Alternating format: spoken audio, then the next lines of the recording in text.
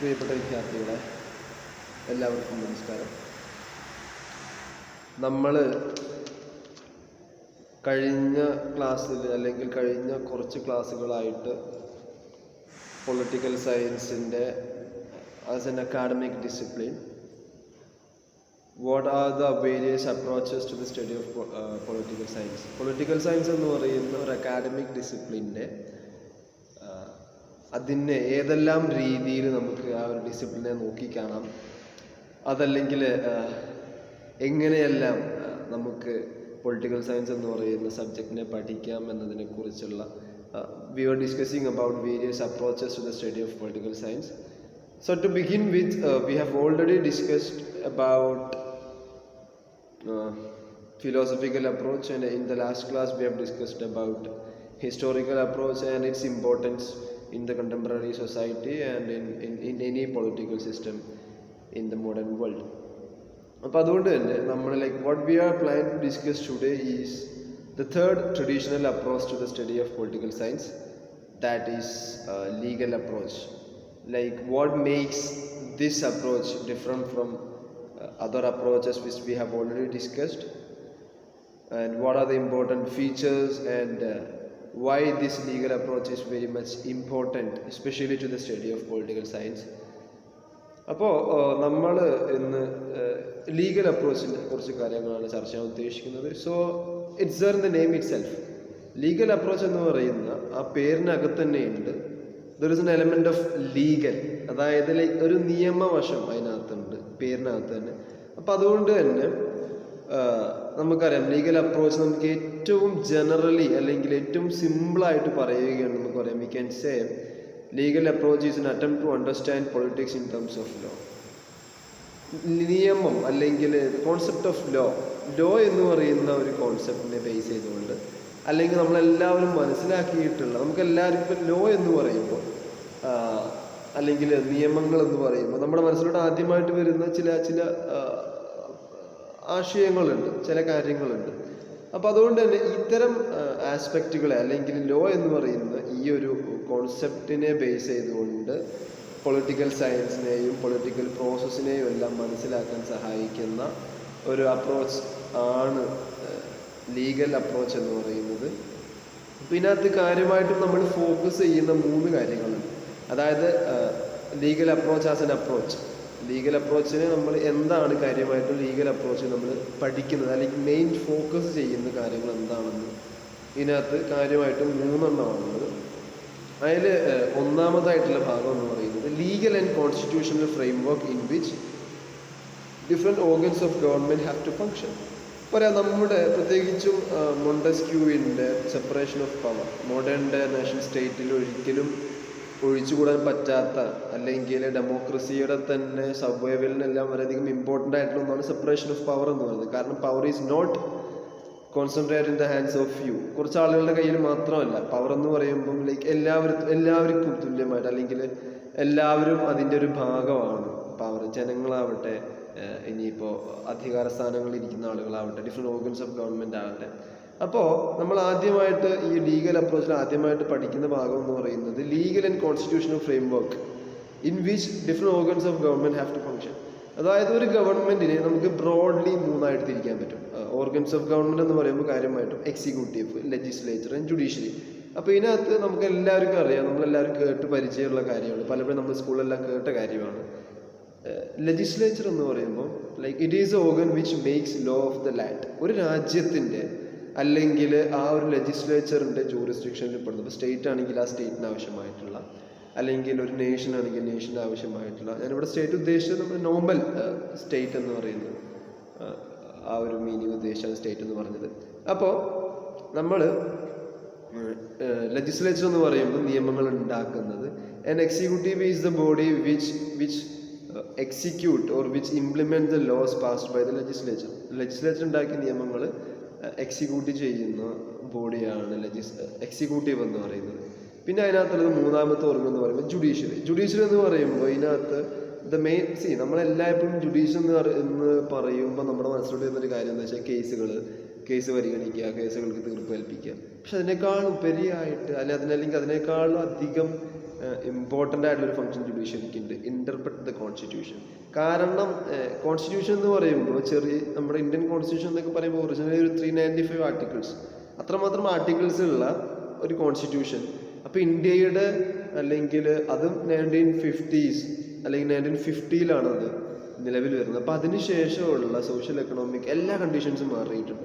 അപ്പോൾ ഈ പുതിയ കാലത്തിൻ്റെ പ്രശ്നങ്ങൾക്കനുസരിച്ച് പഴയ കോൺസ്റ്റിറ്റ്യൂഷൻ നമ്മൾ എങ്ങനെ ഇൻ്റർപ്രറ്റ് ചെയ്യുന്ന ഒരു ക്വസ്റ്റ്യൻ ഉണ്ട്. അപ്പോൾ ആ ഒരു പാർട്ട് ചെയ്യുന്നത് അല്ലെങ്കിൽ നമ്മുടെ കോൺസ്റ്റിറ്റ്യൂഷനെ ഇൻ്റർപ്രറ്റ് ചെയ്യുന്നത് ഈ ഒരു കേസിൽ കോൺസ്റ്റിറ്റ്യൂഷൻ എന്താണ് ഉദ്ദേശിച്ചിട്ടുണ്ടാവുക തുടങ്ങിയ കാര്യങ്ങളൊക്കെ പറയുന്ന ഒരു ഇമ്പോർട്ടൻ്റ് ആയിട്ടുള്ള ഫംഗ്ഷൻ ജുഡീഷ്യറിക്ക് ഉണ്ട്. Of course there is this function of solving the disputes, ആ ഒരു ഭാഗമുണ്ട്. പക്ഷെ എന്നാലും ഇമ്പോർട്ടൻ്റ് ആയിട്ടുള്ള കാര്യം എന്ന് പറയുന്നത് it is the organ of government which interpret the constitution, thus it protects the constitution. That's the reason why supreme court is known as the guardian of our constitution. അപ്പോൾ ഈ different organs of the government, അപ്പോൾ ഈ നമ്മൾ ബ്രോഡലി മൂന്നായിട്ട് തിരിച്ചു, executive, judiciary, legislature. അപ്പോൾ ഈ 3 ഓർഗൻസിനും അവർക്ക് അവരുടേതായ ഫങ്ഷൻസ് ഉണ്ട്. കാരണം ഓരോന്നും സെപ്പറേറ്റ് ഫങ്ഷൻസ് ചെയ്യുന്നുണ്ട്. അപ്പോൾ ഇവരുടെ ഫങ്ഷൻസ് എന്തെല്ലാമാണ്? What makes legislature different from executive? കാരണം അത് അവരുടെ ഫങ്ഷൻസ് ആണ്. അവരുടെ പ്രോസസ്സുകൾ ഡിഫറെൻ്റ് ആണ്, അവരുടെ ഫങ്ഷൻസ് ഡിഫറെൻ്റ് ആണ്, അവർ വർക്ക് ചെയ്യുന്ന രീതികൾ വ്യത്യസ്തമാണ്. അപ്പോൾ അതുകൊണ്ട് തന്നെ ഇവരുടെ ഫങ്ഷൻസ് എന്തൊക്കെയാണ്, ഇവരെങ്ങനെയാണ് പ്രോസസ്സ് അല്ലെങ്കിൽ ഇവരെങ്ങനെയാണ് വർക്ക് ചെയ്യുന്നത്, ഇതിനെക്കുറിച്ചെല്ലാം പഠിക്കുന്ന ആ ഒരു ആസ്പെക്ട് ലീഗൽ അപ്രോച്ച് നമ്മൾ പറയുന്നുണ്ട്. പിന്നെ രണ്ടാമത്തെ അതിനകത്ത് പഠിക്കുന്ന ഒരു കാര്യം എന്ന് പറയുന്നത് inquiries into the respective legal positions. അപ്പോൾ ഇതിനകത്ത് തന്നെ ഈ ഓർഗൻസിൻ്റെ അല്ലെങ്കിൽ സൊസൈറ്റിയിൽ ഇൻ ജനറൽ ആയിട്ടുള്ള നമ്മുടെ പ്രത്യേകിച്ചും പവർ ഹോൾഡേഴ്സിൻ്റെ എല്ലാം അതിൻ്റെ ഒരു ലീഗൽ പൊസിഷൻ എന്താണ്, അല്ലെങ്കിൽ അതിൻ്റെ ഒരു കോൺസ്റ്റിറ്റ്യൂഷണൽ വാലിഡിറ്റി എന്താണ് എന്നൊക്കെ പഠിക്കുന്ന രണ്ടാമത്തെ ഒരു ഭാഗം. മൂന്നാമത്തെ ഒരു ഭാഗം എന്ന് പറയുന്നത് powers and procedures which makes their actions legally valid. ഇപ്പോൾ നമുക്കറിയാം, നമ്മൾക്ക് ഇപ്പോൾ നമ്മൾ ഒരു ഡെമോക്രസി ഒക്കെ തകരുക എന്ന് പറയുമ്പം പലപ്പോഴും നമ്മുടെ ഒരു കോൺസ്റ്റിറ്റ്യൂഷൻ്റെ വളരെയധികം ഇമ്പോർട്ടൻ്റ് ആയിട്ടുള്ള ഒരു ഭാഗം തന്നെയാണ് റൈറ്റ് ടു ഡിസെൻറ്റ്. അതായത് ഗവൺമെൻറ്റിനെതിരെ പ്രതികരിക്കാനുള്ള ഒരു അവകാശമുണ്ട്. അത് ഡെമോക്രസി വളരെ ഇമ്പോർട്ടൻ്റ് ആയിട്ടുള്ള കാര്യമാണ്. കാരണം എല്ലായ്പ്പോഴും ഡിസെൻറ്റുകൾ ഉണ്ടാവും. ഏതൊരു ഗവൺമെൻറ് ആണെങ്കിലും, എന്തോരം വെൽഫെയർ മെഷേഴ്സ് ചെയ്യുന്ന ഗവൺമെൻറ് ആണെങ്കിലും അതിനൊരു ഒരു ആൾട്ടർനേറ്റീവ് മെത്തേഡ് അല്ലെങ്കിൽ അതിന് സമാന്തരമായിട്ട് ചിന്തിക്കുന്ന, മറ്റു വഴികളിലൂടെ എല്ലാം നേടാമെന്ന് ചിന്തിക്കുന്ന, ഗവൺമെൻറ്റിൻ്റെ കാര്യങ്ങൾ ക്രിട്ടിസൈസ് ചെയ്യുന്ന ഒരു വിഭാഗം എല്ലായ്പ്പോഴും ഉണ്ടാവും. അതുണ്ടാവണം. അതാണ് ഡെമോക്രസിയുടെ അടിസ്ഥാനപരമായിട്ടുള്ളൊരു ആശയം എന്ന് പറയുന്നത്. ജനങ്ങൾക്ക് പ്രതികരിക്കാനുള്ള കഴിവുണ്ട്. അപ്പം അതുകൊണ്ട് തന്നെ പലപ്പോഴും നമ്മൾ ഈ പ്രതികരണം നമ്മൾ നിയമം കയ്യിലെടുക്കുന്നൊരവസ്ഥ വരും. ഇപ്പം നമ്മുടെ സ്വത്ത് അല്ലെങ്കിൽ നമ്മുടെ സമ്പത്ത് കുറച്ചുപേർ അപഹരിച്ചു കൊണ്ടുപോവുകയാണെങ്കിൽ നമുക്കത് നിയമം കയ്യിലെടുത്ത് ചെയ്യാൻ പറ്റില്ല. അതിന് ഇവിടെ കോൺസ്റ്റിറ്റ്യൂഷണൽ അല്ലെങ്കിൽ ലീഗൽ ബോഡീസ് ഉണ്ട്, പോലീസുകാരുണ്ട്, കോടതി സമ്പ്രദായങ്ങളുണ്ട്. അപ്പോൾ ഇവർക്ക് ഈ ഒരു പവർ നൽകുക, അവരുടെ ആക്ഷൻസിന് വാലിഡിറ്റി നൽകുന്നത് എന്ന് പറയുന്നത് അവരുടെ പ്രൊസീജിയേഴ്സും പവേഴ്സുമാണ്, which are mentioned in our constitution. ഈ കോൺസ്റ്റിറ്റ്യൂഷനിൽ മെൻഷൻ ചെയ്തിട്ടുള്ള അവർക്ക് നൽകിയിട്ടുള്ള സെപ്പറേറ്റ് പവേഴ്സ് ആൻഡ് ഫങ്ഷൻസ് കാരണമാണ് അവരുടെ ആക്ഷൻസ് വാലിഡ് ആകുന്നത്. അല്ലാത്ത പക്ഷം there is no difference between a policeman and us. നമ്മളും ഒരു പോലീസുകാരനൊന്നും ഒരു വ്യത്യാസമില്ല. Every one is same, as a human being. പക്ഷെ അവരുടെ പൊസിഷൻസും അവരുടെ അതോറിറ്റിയും, that's what makes their actions legal, or that's what makes their actions valid. അപ്പം അതുകൊണ്ട് തന്നെ ഈ ലീഗൽ അപ്രോച്ച് ആ ഒരു ഭാഗം കൂടെ പഠിക്കുന്നുണ്ട്. അതായത് ഇത്തരത്തിലുള്ള കോൺസ്റ്റിറ്റ്യൂഷണൽ ബോഡീസ്, ലീഗൽ ബോഡീസ്, ഇവരുടെ ആക്ടിവിറ്റീസിന് അല്ലെങ്കിൽ ഇവരുടെ ആക്ഷൻസിനെ വാലിഡ് ആക്കുന്ന, എന്താണ് അവരുടെ ആക്ഷൻസിനെ വാലിഡ് ആക്കുന്നത്? Of course it's a powers and functions. So legal approach aims to study this aspect of political science. അപ്പോൾ ഇത്രയും 3 കാര്യങ്ങളാണ് കാര്യമായിട്ട് ഫോക്കസ് ചെയ്തത്. അതായത് ഓർഗൻസ് ഓഫ് ഗവൺമെൻറ്റിൻ്റെ അവരുടെ പവേഴ്സ് ആൻഡ് ഫങ്ഷൻസ്, അതുപോലെ അവരുടെ റെസ്പെക്റ്റീവ് ലീഗൽ പൊസിഷൻസ്, പിന്നെ ഈ സമൂഹത്തിലെ ലീഗൽ ബോഡീസ്, നമുക്ക് ജനറലി ലീഗൽ ബോഡീസ് എന്ന് പറയാം. ഈ ലീഗൽ ബോഡീസിനെ അവരുടെ ആക്ഷൻസിനെയും അവരുടെ ആക്ടിവിറ്റീസിനെയും എല്ലാം വാലിഡേറ്റ് ചെയ്യുന്ന പവേഴ്സ് ആൻഡ് ഫങ്ഷൻസിനെ കുറിച്ച്, വിച്ച് ഇസ് ഗിവൺ ബൈ ആ കോൺസ്റ്റിറ്റ്യൂഷൻ. അപ്പോൾ ഇതിനകത്ത് നമുക്കൊരു എക്സാമ്പിൾ പറയാം. നമ്മൾ ഇന്ത്യൻ കോൺസ്റ്റിറ്റ്യൂഷനകത്ത് ലൈക്ക് നമ്മൾ ലീഗൽ അപ്രോച്ച് പഠിക്കുമ്പോൾ ഇന്ത്യൻ കോൺസ്റ്റിറ്റ്യൂഷനകത്ത് നമ്മൾ like we study about various provisions of the constitution. നമ്മൾ പലപ്പോഴും നമ്മുടെ പൊളിറ്റിക്കൽ സയൻസിനകത്ത് തന്നെ ഇന്ത്യൻ കോൺസ്റ്റിറ്റ്യൂഷൻ എന്ന് പറഞ്ഞ പേപ്പർ നമ്മൾ പഠിക്കാറുണ്ട്. അപ്പോൾ ഈ വേരിയസ് നമ്മുടെ കോൺസ്റ്റിറ്റ്യൂഷൻ്റെ fundamental rights, what are the rights given by our constitution to all citizens of India, ഇന്ത്യയിലെ എല്ലാ സിറ്റിസൺ നൽകിയിട്ടുള്ള റൈറ്റ്സ് എന്തൊക്കെയാണ്, what are the duties of citizens, അതുപോലെ director principle of state policy എന്ന് പറയുന്നത് എന്താണ്, എമർജൻസി പ്രൊവിഷൻസ് എന്തൊക്കെയാണ്, പാർലമെന്ററി പ്രൊസീജിയേഴ്സ് എന്തൊക്കെയാണ്, അതുപോലെ തന്നെ പാർലമെന്റ് 2 ഹൗസുകളുണ്ട്, ആ ഓരോ ഹൗസിൻ്റെയും പ്രൊസീജിയർ എങ്ങനെയാണ് നിയമങ്ങൾ ഉണ്ടാക്കുന്നത്, സുപ്രീം കോർട്ടിൻ്റെ പവേഴ്സ് എന്തൊക്കെയാണ്, ഏതെല്ലാം കാര്യങ്ങളാണ് സുപ്രീം കോർട്ട് ഇടപെടേണ്ടത്, അതുപോലെ തന്നെ ഗവൺമെൻറ്റിൻ്റെ ഡിഫറെൻറ്റ് ഗവൺമെൻറ് അല്ലെങ്കിൽ കോൺസ്റ്റിറ്റ്യൂഷണൽ ബോഡികളിലോട്ട് അപ്പോയിൻമെൻറ്റ് നടത്തുന്നത് എങ്ങനെയാണ്, ആരാണ് അപ്പോയിൻമെൻറ്റ് നടത്തുന്നത്, അവരുടെ ക്വാളിഫിക്കേഷൻ എന്തൊക്കെയാണ്. അപ്പോൾ ഇത്തരത്തിലുള്ള ഒരുപാട് കാര്യങ്ങൾ നമ്മൾ ഇന്ത്യൻ കോൺസ്റ്റിറ്റ്യൂഷനെ മാത്രം ബേസ് ചെയ്തുകൊണ്ടാണ് ഇപ്പോൾ ഇത്രയും കാര്യങ്ങൾ പറഞ്ഞത്. അത് നമ്മളതിൻ്റെ ചെറിയൊരു ഭാഗം മാത്രമേ പറഞ്ഞിട്ടുള്ളൂ. അപ്പോൾ ഇങ്ങനെ ഒരുപാട് കാര്യങ്ങൾ പഠിക്കുന്ന വളരെയധികം ബ്രോഡായിട്ടുള്ള വളരെയധികം ഇമ്പോർട്ടൻ്റ് ആയിട്ടുള്ള ഒരു അപ്രോച്ചാണ് ലീഗൽ അപ്രോച്ച് എന്ന് പറയുന്നത്. അതിനകത്ത് പിന്നെ വേറൊരു കാര്യം ഇന്റർനാഷണൽ ലോ കൂടെ അതിനകത്ത് വരും. കാരണം ലോ എന്ന് പറയുമ്പോൾ it's not only national law. പ്രത്യേകിച്ചും ഇപ്പോൾ നമ്മൾ ജീവിക്കുന്ന ഒരു ഇന്റർ കണക്റ്റഡ് ആയിട്ടുള്ള ഒരു രാജ്യത്തിന് ഒരിക്കലും ഒറ്റയ്ക്ക് സെൽഫ് സഫീഷ്യൻ്റ് ആയിട്ടുള്ള അല്ലെങ്കിൽ ഒരു ഇൻഡിപെൻഡൻ്റ് നിലനിൽപ്പ് സാധ്യമല്ലാത്ത ഒരു ഇന്റർ കണക്റ്റഡ് ആയിട്ടുള്ള ഗ്ലോബലൈസ്ഡ് ലോകം നമ്മൾ ജീവിക്കുമ്പോൾ പരസ്പരം we have to depend on each other. countries have to depend on each other. So then there is these international laws which are very relevant. അപ്പോൾ അതുകൊണ്ട് തന്നെ ലീഗൽ അപ്രോച്ചിനകത്ത് നമ്മൾ ഈ ഒരുപാട് കാര്യങ്ങൾ പഠിക്കുന്നുണ്ട്. ലൈക്ക് ഇൻ്റർനാഷണൽ ലോസിൻ്റെ പ്രാധാന്യം എന്താണ്, അതെങ്ങനെയാണ് ഈ സ്റ്റേറ്റ്സിൻ്റെ ബിഹേവിയറിനെ കൺട്രോൾ ചെയ്യുന്നത്, കോൺഫ്ലിക്റ്റുകൾ എങ്ങനെയാണ് റിസോൾവ് ചെയ്യപ്പെടുന്നത്, ഇതെല്ലാം നമ്മൾ ഒരു ലീഗൽ അപ്രോച്ച് എന്ന് പറയുന്ന ഈ ഒരു ലൈക്ക് ബ്രോഡ് അംബ്രലയുടെ കീഴിൽ വരുന്ന കാര്യങ്ങളാണ്. പക്ഷെ എപ്പോഴും നമ്മൾ ഞാൻ പറഞ്ഞല്ലോ, ഏതൊരു ഫൈൻ തിയറി ആണെങ്കിലും ഏതൊരു അപ്രോച്ച് ആണെങ്കിലും സോഷ്യൽ സയൻസ് ഒരു തിയറി ആണോ അതിനകത്ത് ക്രിറ്റിസിസം ഉണ്ടാവും. കാരണം it's not objective truth, it's not universal truth. Always there will be opposing voices, always there will be criticisms. അപ്പോൾ അതുകൊണ്ട് തന്നെ നമ്മുടെ ലീഗൽ അപ്രോച്ചിന് ക്രിറ്റിസിസം ഉണ്ട്. അതിനകത്തൊരു കാര്യം പറയുന്നതെന്ന് പറഞ്ഞാൽ this legal approach is inadequate to understand the complex political process, behavior of political actors in formal political institutions. ഇപ്പോൾ നമ്മൾ പറഞ്ഞു ഈ ലീഗൽ അപ്രോച്ചിനകത്ത് നമ്മൾ കാര്യമായിട്ടും legal aspect of organs of government അത്തരത്തിലുള്ള കാര്യങ്ങൾ പഠിക്കുന്നത്. പക്ഷേ നമ്മൾ ബിഹേവിയറൽസ് ഒക്കെ പറയുന്ന സമയത്ത് നമ്മൾ പറയാറുണ്ട് ഇവര് എന്താണ് ലൈക്ക് ഈ ഫോർമൽ പൊളിറ്റിക്കൽ ഇൻസ്റ്റിറ്റ്യൂഷൻസിനകത്തുള്ള actors, they are the one who functions these institutions, who runs these institutions. അപ്പോൾ ഇതിനകത്തുള്ള ആളുകളുടെ ബിഹേവിയറിനെ കുറിച്ച്, അവരുടെ പൊളിറ്റിക്കൽ കൾച്ചറിനെ കുറിച്ച്, അവരുടെ പൊളിറ്റിക്കൽ ബിഹേവിയറിനെ കുറിച്ച്, ഇതിനെക്കുറിച്ചൊന്നും അല്ലെങ്കിൽ കോംപ്ലക്സ് ആയി നടക്കുന്ന പൊളിറ്റിക്കൽ പ്രോസസ്സുകളെ കുറിച്ച്. ഇപ്പോൾ ഒരു പൊളിറ്റിക്കൽ സിസ്റ്റത്തിനകത്ത് it's not just making laws or implement ചെയ്യുക, അതിനകത്ത് വേറെ ഒരുപാട് കോംപ്ലക്സ് പ്രോസസ്സുകൾ നടക്കുന്നുണ്ട്.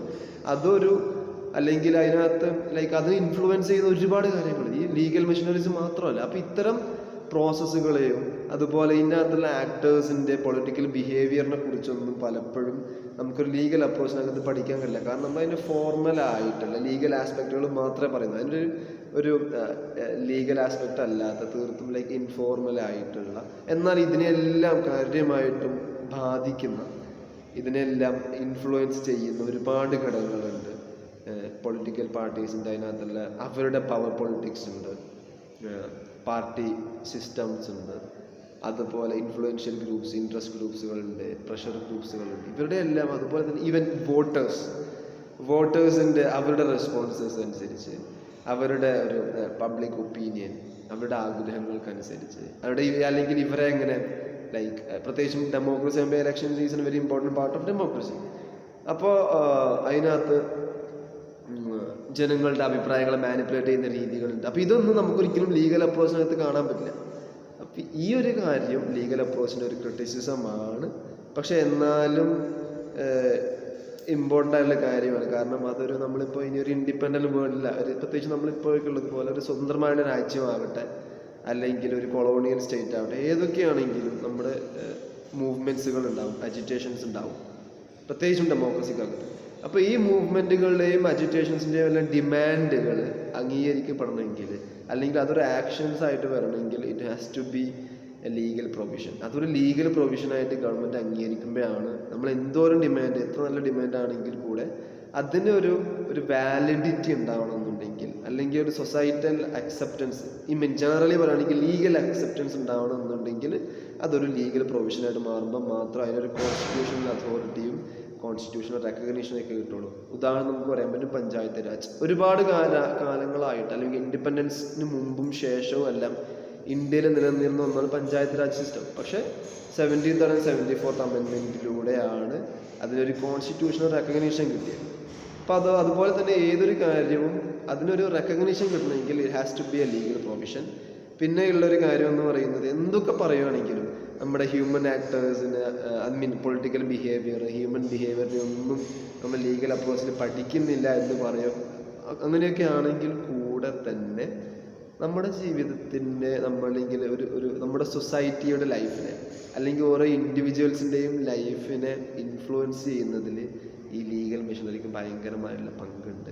കാരണം പലപ്പോഴും നമ്മുടെ നിയമങ്ങളെ നമ്മുടെ സ്വഭാവത്തെ അല്ലെങ്കിൽ നമ്മൾ പെരുമാറുന്ന രീതിയെ അല്ലെങ്കിൽ നമ്മുടെ ചുറ്റുപാട് നോക്കിക്കാണുന്ന രീതിയല്ല നമ്മുടെ നിയമങ്ങൾ നമ്മളെ വല്ലാണ്ട് ഇൻഫ്ലുവൻസ് ചെയ്യുന്നത്. അപ്പോൾ ഒരു വശത്തിനകത്ത് ഡ്രോബാക്ക് ഉണ്ട്. കാരണം വെച്ചാൽ പലപ്പോഴും നമ്മുടെ ബിഹേവിയറും ഈ കാര്യങ്ങളൊന്നും ഈ ഒരു ലീഗൽ അപ്രോച്ചിനകത്ത് നമ്മൾ പഠിക്കുന്നില്ല എങ്കിൽ കൂടെ നമ്മുടെ ജീവിതത്തിനെ വളരെയധികം സ്വാധീനിക്കുന്ന പ്രത്യേകിച്ചും പൊളിറ്റിക്കൽ ലൈഫിനെല്ലാം വളരെയധികം സ്വാധീനിക്കുന്ന ഒരു ഘടകമാണ് ലീഗൽ അപ്രോച്ച്. അപ്പോൾ ഇത്രയും കാര്യങ്ങളാണ് നമുക്ക് ലീഗൽ അപ്രോച്ച് എന്ന് പറയുന്ന പൊളിറ്റിക്കൽ സയൻസിൻ്റെ അപ്രോച്ചിനൊക്കെ പറയാനുള്ളത്. വളരെയധികം ഇമ്പോർട്ടൻ്റ് ആയൊരു കാര്യമാണ്. കാര്യമായിട്ടും ഫോക്കസ് ചെയ്യുന്നത് legal aspects of formal political institutions and the procedures. Formal political ഇൻസ്റ്റിറ്റ്യൂഷൻസിൻ്റെ അവരുടെ പവേഴ്സും അവർ ഫങ്ഷൻ ചെയ്യുന്ന രീതിയും അവരുടെ പ്രൊസീജിയേഴ്സും ഒക്കെയാണ് നമ്മൾ കാര്യമായിട്ടും പഠിക്കുന്നത്. പക്ഷേ എന്നാലും it has a huge impact or it has a huge influence on the daily lifes of individuals. നമ്മുടെ ഓരോരുത്തരുടെയും നമ്മുടെ ഡെയിലി ലൈഫിൽ വളരെയധികം ഇമ്പോർട്ടൻ്റ് ആയിട്ടുള്ള അല്ലെങ്കിൽ ഒരുപാട് ഇൻഫ്ലുവൻസ് ഉള്ള ഒന്നാണ് ലീഗൽ അപ്രോച്ച്. അപ്പോൾ that's all for today. Thank you. Thanks for watching.